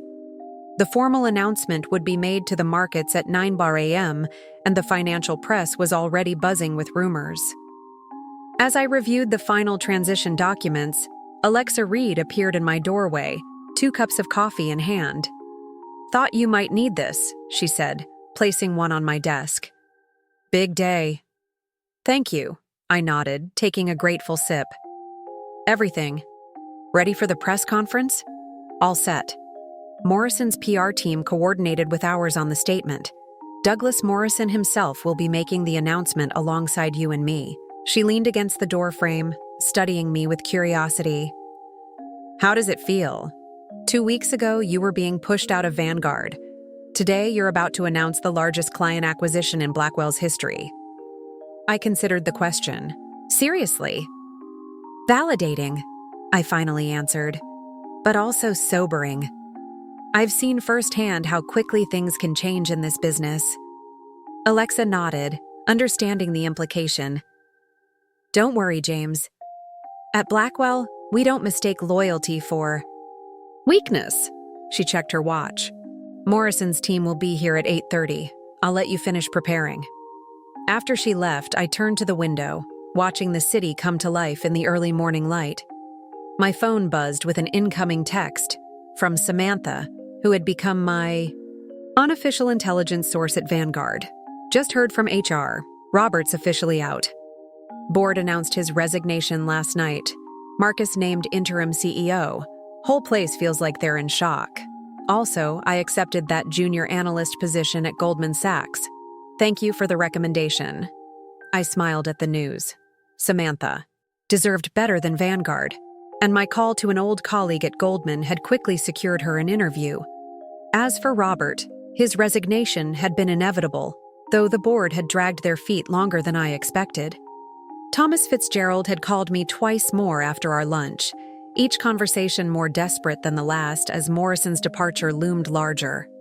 My email pinged with a new message, a financial news alert showing Vanguard's stock price had dropped another 6% in pre-market trading. The headline was brutal. "Vanguard crisis deepens as Morrison Pharmaceuticals expected to announce departure." At 8:25, my assistant knocked on my door. "Mr. Lawrence, the Morrison team has arrived early. They're in the main conference room." "Thanks." "You, Jennifer. I'll be right there."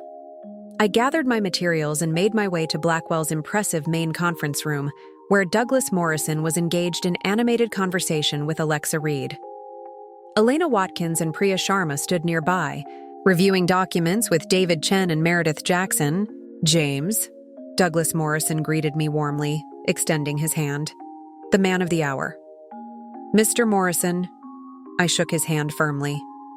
Thank you for your trust in this transition. Trust is earned, he replied pointedly. You've earned ours repeatedly, over the years. It just wasn't being properly valued at your previous firm. Elena approached, handing me a folder. The final signed authorizations from our board. Everything's in order for the transfer to begin at market open. I accepted the folder with a nod of thanks. We've assembled a dedicated transition team to ensure absolutely seamless continuity. You won't experience a moment's disruption in service. We never doubted that, Elena smiled. By the way, I received another desperate call from Marcus last night. Oh? I kept my tone neutral, though I wasn't surprised.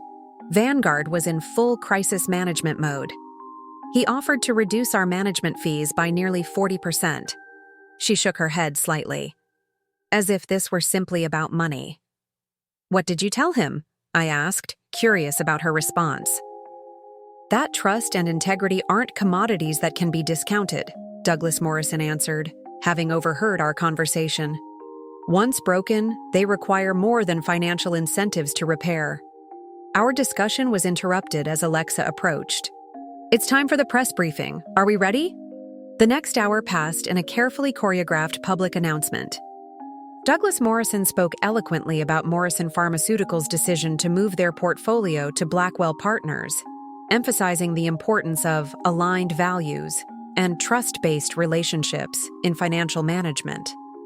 Alexa highlighted Blackwell's commitment to client-centered strategies. When my turn came, I spoke briefly about the privilege of continuing to serve Morrison's interests from my new position, carefully avoiding any direct criticism of Vanguard while making the implications clear to industry insiders. Financial reporters peppered us with questions, most focusing on the impact this move would have on both firms. The unspoken subtext was clear to everyone in the room. This wasn't just about one client changing firms. This was about a power shift in Chicago's financial ecosystem. By 10:30 a.m., the formal proceedings had concluded, and Bloomberg was already reporting a further 8% drop in Vanguard's stock, while Blackwell's had surged nearly 11%. The market's verdict was unmistakable. As the Morrison team prepared to depart, Douglas Morrison pulled me aside for a private word. I received a rather interesting call yesterday, he said, his voice lowered, from Thomas Fitzgerald. This caught me by surprise. Vanguard's board chairman called you directly? Morrison nodded. He wanted to apologize personally for what he called serious lapses in judgment regarding the handling of our account. He also mentioned that Robert Prescott was no longer with the firm. That must have been a difficult call for him to make, I observed. Indeed. Fitzgerald is old school. Pride and propriety matter to men of his generation. Making that call would have been uncomfortable. Morrison studied me with shrewd eyes. He also asked an interesting question, whether we might consider maintaining a portion of our portfolio with Vanguard under new leadership. And what did you tell him? That trust, once broken, is not easily repaired. But more importantly, he added with a slight smile, that decisions about our financial management would now be guided by the advice of our trusted advisor at Blackwell Partners. I appreciate that confidence, I said sincerely. You've earned it, Morrison replied, then glanced at his watch. I should join the others. We have a board meeting at noon to discuss the details of this transition with our full leadership team. After the Morrison delegation departed, I returned to my office to find an unexpected visitor waiting. Marcus Taylor, Vanguard's chief investment officer and now interim CEO. He stood as I entered, his expression a complicated mixture of discomfort and determination. Marcus, I said, genuinely surprised. This is unexpected. James, he nodded stiffly. I hope you don't mind the intrusion. Your assistant said I could wait. Not at all. I gestured to one of the chairs opposite my desk. Please sit. How Can I help you? Marcus settled into the chair, looking distinctly out of place in my Blackwell office. For 13 years, we had worked side by side at Vanguard. Never close friends, but mutual respect had defined our professional relationship. I won't waste your time, he began directly. You've won. Completely and thoroughly. Robert is gone. Morrison is gone. Our stock is in free fall. 3 other major clients have already contacted us expressing concerns about their accounts. I remained silent, letting him continue. The board named me interim CEO last night, though I suspect it's just to steady the ship while they search for a permanent replacement. Marcus leaned forward slightly. I'm here to ask, what would it take to end this? End what, exactly? I asked, though I understood precisely what he meant. You know what? He replied, a hint of frustration breaking through his professional veneer. Your campaign against Vanguard, the client exodus that's clearly just beginning. I studied Marcus, thoughtfully. Unlike Robert, he had never been openly antagonistic toward me, but he had been present at that retreat, had heard Robert call me unreliable, and had said nothing. What makes you think there's a campaign? I asked calmly. Don't insult my intelligence, James, Marcus said quietly. You're systematically dismantling what took decades to build. I understand why. Robert treated you abominably. But there are hundreds of employees at Vanguard who had nothing to do with that decision, whose livelihoods are now at risk. He had a point, one I had considered carefully during these past 2 weeks. My grievance had never been with Vanguard's rank and file. Employees, many of whom were dedicated professionals who had treated me with nothing but respect over the years. I made a promise to Thomas Fitzgerald, I finally replied. I won't actively solicit any Vanguard clients beyond Morrison for 90 days. I intend to keep that promise. Relief flickered across Marcus's face. Thank you. That gives us time to stabilize. However, I continued, if clients approach Blackwell independently, I won't turn them away. And after those 90 days, all bets are off. Marcus nodded slowly, accepting the terms. Fair enough. He hesitated, then asked, was it worth it, James? Burning everything down like this? The question gave me pause. Not because I was uncertain of my answer, but because it revealed how little Marcus still understood about what had transpired. I didn't burn anything down, Marcus. Robert did that when he decided loyalty and integrity were disposable. When he called me unreliable in front of the entire leadership team, and no one, including you, said a word in my defense. Marcus had the grace to look uncomfortable. We should have spoken up. Yes, you should have, I agreed simply. Actions have consequences. Sometimes those consequences extend beyond what we initially imagine. He stood, recognizing that our conversation had reached its natural conclusion. For what it's worth, I'm sorry for my part in this. I should have done better. I accept your apology, I said, standing as well. And I mean what I said. 90 days of breathing room. Use it wisely. After Marcus left, I turned to the window again, taking in the view of Chicago's financial district from this new vantage point. From my position, I could just make out Vanguard's offices several blocks away. 2 weeks ago, I had sat in a similar office there, unaware of the betrayal being orchestrated behind my back. Now, everything had changed. Robert was gone, disgraced.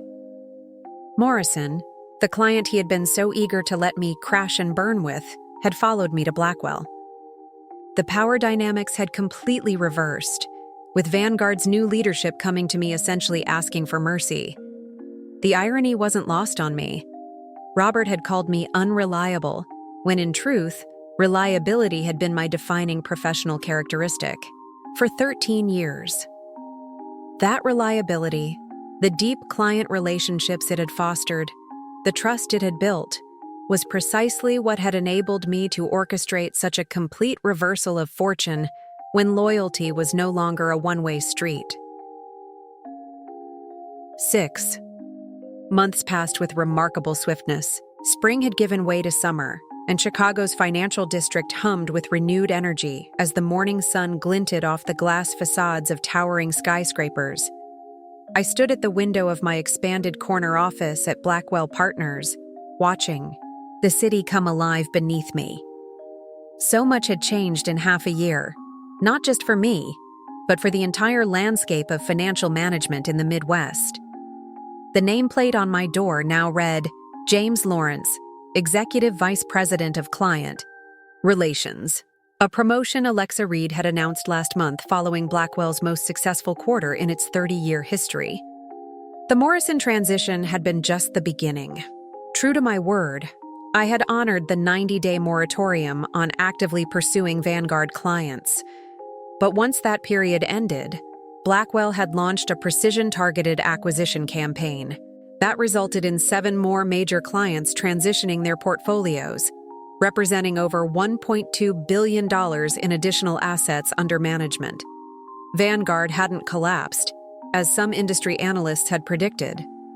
They had managed to stabilize under Marcus Taylor's cautious leadership, though they had been forced to downsize significantly, closing 2 regional offices and reducing their Chicago headquarters staff by nearly 30%. Thomas Fitzgerald had stepped down as board chairman, acknowledging that new perspectives were needed to rebuild the firm's reputation. The stock had recovered somewhat from its lowest point, but still traded at barely 60% of its pre-crisis value. Robert Prescott had effectively vanished from the financial scene. Rumors persisted that he had retreated to a family property in Michigan. Others claimed he had taken a position with a small firm in Arizona. Whatever the truth, his reputation in Chicago financial circles had been irreparably damaged. The video of his unreliable comments had somehow leaked to a wider audience within the industry, becoming a cautionary tale about leadership arrogance and the consequences of betraying loyal employees. My contemplation was interrupted by a knock at my door. Jennifer, my executive assistant, leaned in. "Your 9 a.m. is here, Mr. Lawrence. Thank you, Jennifer. Please show them in."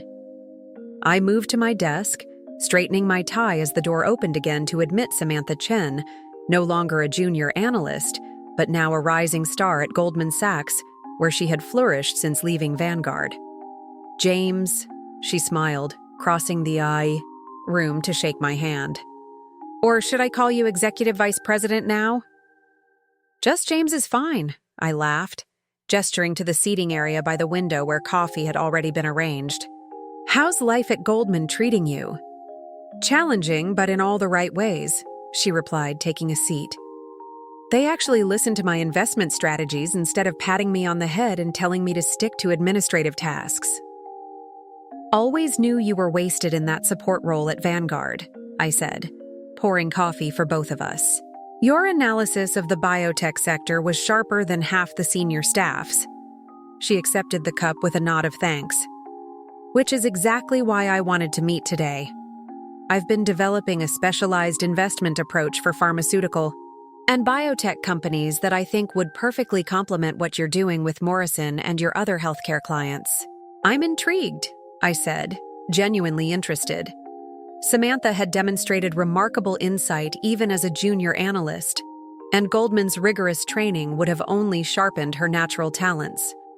For the next hour, she walked me through her strategy, a sophisticated approach that balanced innovative emerging therapies with established revenue streams, carefully calibrated to match different risk tolerance levels.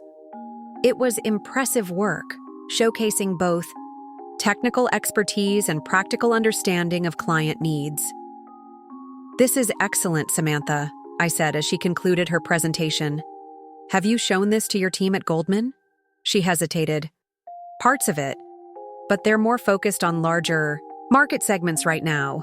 Healthcare is a secondary priority for my division." She met my gaze directly. "That's actually the other reason I wanted to meet. I'm interested in exploring opportunities at Blackwell." I hadn't expected this turn in the conversation, though perhaps I should have. "You've only been at Goldman for 6 months, I observed. And I've learned an enormous amount," she acknowledged. "But I've also realized something important. Where you work matters less than who you work with. I want to be somewhere I can build something meaningful, with people who value integrity as much as profitability. Her words resonated deeply, echoing my own realizations from the past year. I won't pretend we don't have political dynamics at Blackwell, I said carefully. Every organization does. But the culture here is fundamentally different. Loyalty goes both ways. That's exactly what I'm looking for, Samantha said earnestly. And I know I have a lot to prove, but I held up a hand, stopping her mid-sentence. You don't have to sell yourself to me, Samantha. You proved your character the moment you sent me that video, knowing it might complicate your own position at Vanguard. That took courage. She looked down momentarily. I couldn't stand by and watch what they were planning to do to you. Not after how you'd supported me when everyone else dismissed my potential. And that's precisely why I'd be honored to have you on my team here, I said, making the decision in that moment. Let me speak with Alexa this week. I think we could create a specialized role focusing on pharmaceutical and biotech investment, strategies, sectors where we're expanding rapidly. Samantha's expression brightened. Really? You'd do that? It's not a favor, Samantha. It's good business. You have genuine talent, and Blackwell needs innovative thinkers. Besides, I added, with a slight smile, poaching a promising analyst from Goldman Sachs would be quite satisfying. After Samantha left, promising to send additional materials detailing her strategy, I returned to the window, reflecting on how completely my professional world had transformed in just 6 months. From the ashes of betrayal had risen not just a new position, but a chance to build something better. A team founded on mutual respect and recognition of talent, regardless of title or tenure. My phone buzzed with a message from Douglas Morrison. Quarterly results exceeded projections by 4.2%. Board is thrilled. Dinner next week to discuss expansion opportunities? I texted back a quick confirmation, satisfaction washing over me. This was what true success felt like. Not just financial performance, but the earned trust of clients who knew their interests were genuinely being protected. Later that afternoon, as I walked to a lunch meeting at the Capitol Grill, I took a route that passed by Vanguard's headquarters. The building looked the same as always from the outside, though I knew the internal landscape had changed dramatically. Through the revolving glass doors, I caught a glimpse of the reception area where I had spent 13 years of my professional life, entering and exiting daily. I felt no regret, no nostalgia, only a calm certainty that sometimes what initially seems like a devastating setback can actually be the catalyst for something far better. Robert Prescott had called me unreliable and had tried to orchestrate my professional demise. In doing so, he had inadvertently liberated me from a situation where my loyalty had been taken for granted, pushing me toward a future with far greater potential than I might otherwise have found. Sometimes the best revenge isn't about destruction at all. It's about building something new and better from the wreckage of what was lost, and showing those who undervalued you exactly what they failed to recognize. 1 year to the day after receiving that fateful video, I stood at the podium in Blackwell, Partner's largest conference room, addressing our entire staff. The occasion was significant. The official announcement of our firm's expansion into a new downtown location, effectively doubling our physical footprint in Chicago's financial district.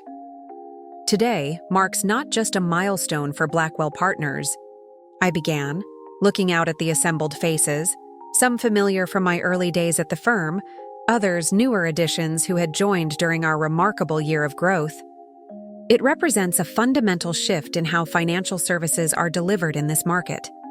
Our client-first approach has resonated because it's authentic, not just marketing language, but a genuine commitment woven into every decision we make.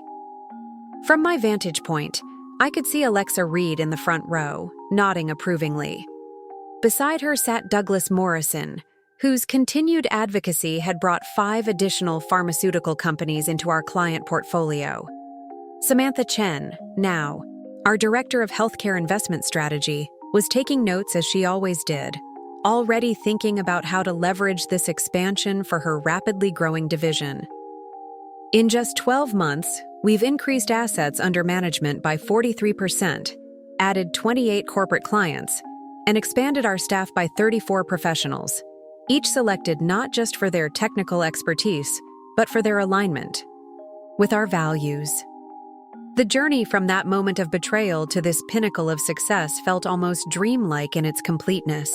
The meeting with Blackwell that I had arranged in the immediate aftermath of my firing had been a desperate countermove, born more from anger than strategic planning. Yet it had led to the most fulfilling phase of my career, building something authentic from the ground up, surrounded by people I genuinely respected. After the formal announcements concluded and the champagne toast celebrated our collective achievement, I found myself momentarily alone, gazing out at the Chicago skyline from the conference room window. The Vanguard building was visible in the distance, now dwarfed by newer, more impressive towers, a fitting metaphor for the shifting landscape of our industry. "Penny, for your thoughts?" Alexa's voice came from behind me. I turned with a smile, just reflecting on how much can change in a year. She nodded, understanding the layers of meaning in that simple statement. "Marcus Taylor reached out yesterday, you know. Apparently Vanguard's board is considering a merger offer from Meridian Capital.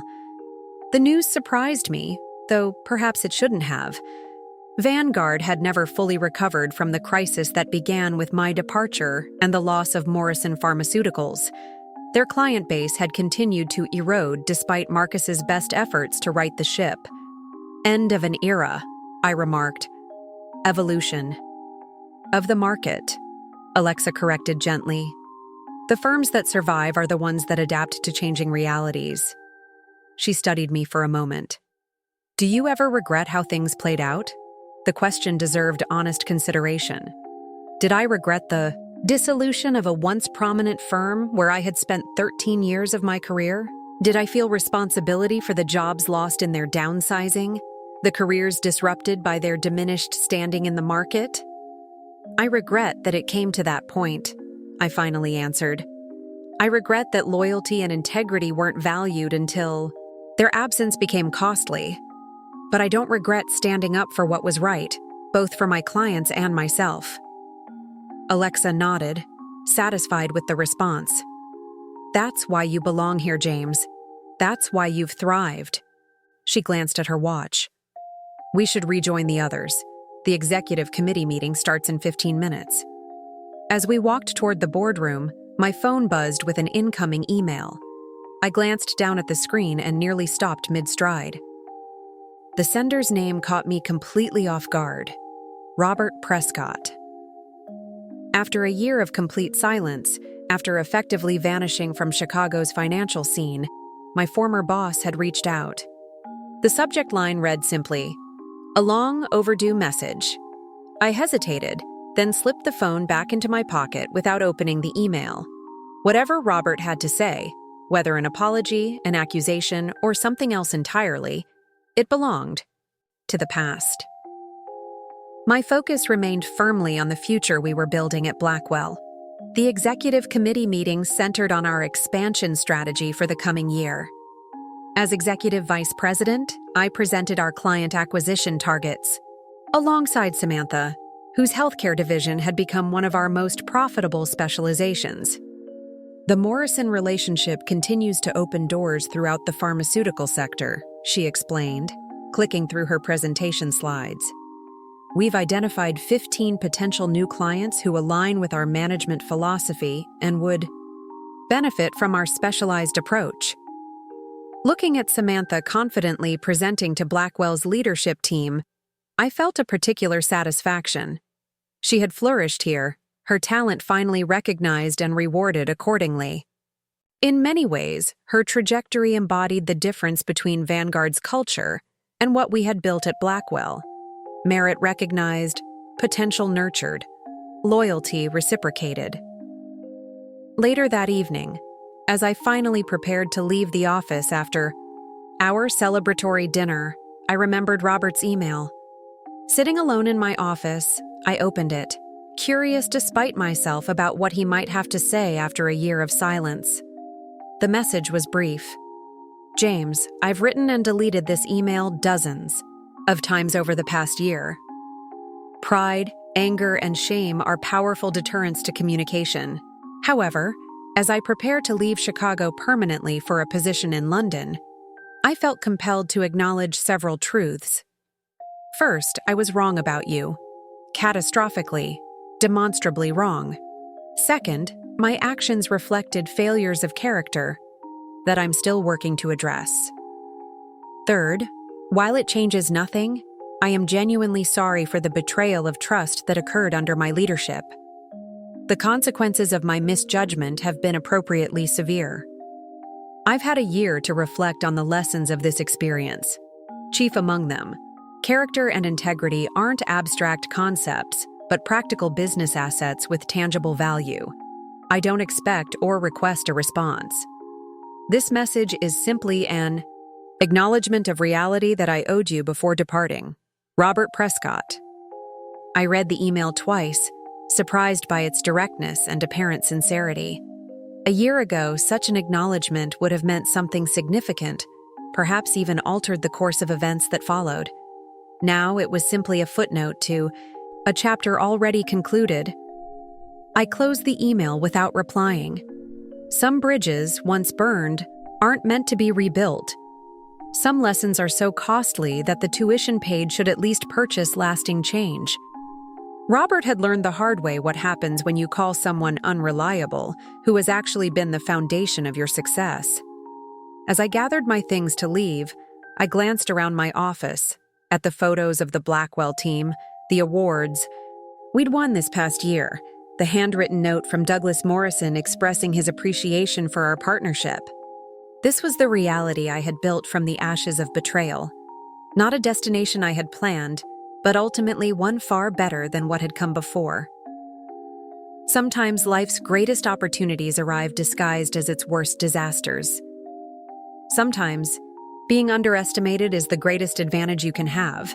And sometimes, when someone shows you who they truly are by calling you unreliable in front of everyone, the most powerful response isn't argument or anger, but simply allowing them to handle the million-dollar client alone and watching the inevitable consequences unfold from a distance.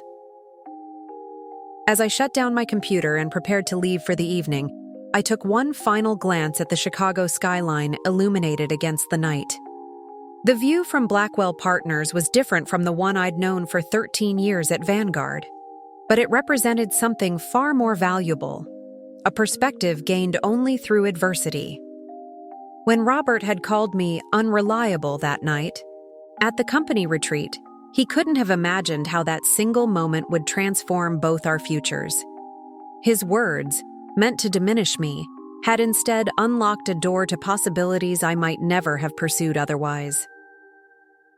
The following day, I stepped into our monthly leadership breakfast with news that Vanguard had officially accepted Meridian Capital's acquisition offer. The firm where I had invested 13 years of my life would soon exist only as a subsidiary brand, its legacy absorbed by a larger entity. There was no satisfaction in this news, only a quiet acknowledgement that actions invariably yield consequences, sometimes far beyond what we anticipate.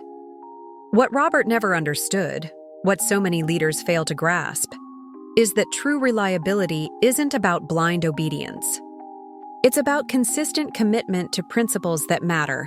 It's about honoring the trust that clients and colleagues place in you, even when doing so conflicts with short-term advantages. My journey from trusted Vanguard manager to Blackwell executive hadn't been about revenge, though it might have started that way. It had evolved into something more meaningful, a demonstration that integrity isn't just morally right, but strategically sound. As I stepped into the elevator, I smiled at the memory of Robert's words. Unreliable. How ironic that his assessment had proven so dramatically wrong. In the end, I had been entirely reliable, just not in the way he had wanted me to be.